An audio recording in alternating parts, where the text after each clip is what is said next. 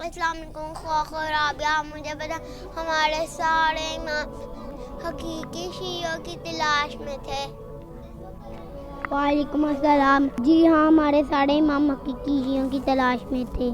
امام جعفر صادق علیہ السلام کے بعد ایک شخص آیا، اس کا نام سدیر تھا، اور کہا کہ نا آپ کے اتنے حقیقی شیعہ ہیں، آپ کے اتنے شیعہ ہیں تو آپ قیام کیوں نہیں کر لیتے؟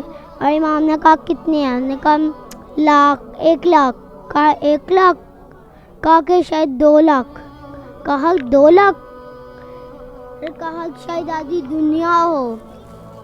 پھر امام نے کہا آپ میرے ساتھ کہیں شہر سے باہر جائیں گے؟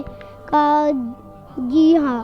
اور کہا ایک گھوڑا اور ایک گدھا تیار کرو. وہ گھوڑا اور گدھا تیار کیا، ان کے اوپر زین لگائی، اور نا امام وہ سدیر جلدی سے گدھے کے اوپر بیٹھ گیا.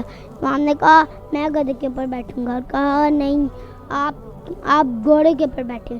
کہا کہ میں گدھے کے اوپر سفر آرام دہ ہوتا ہے. کہا کہ نا وہ سدیر اتر گیا گدھے سے اور وہ گھوڑے پہ بیٹھ گیا.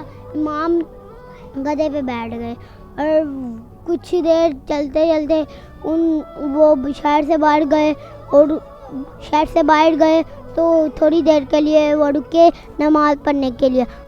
بھیڑ بکریاں کا چرواہا تھا تو نا وہ سدیر جب نماز پڑھ کے آیا اور بھیڑ بکریوں کو گنا، وہ بھیڑ بکریاں 17 تھی.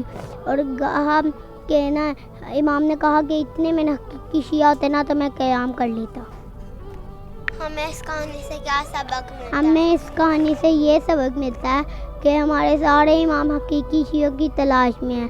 ہمیں بھی چاہیے کہ ہم بھی حقیقی شیعہ بنیں.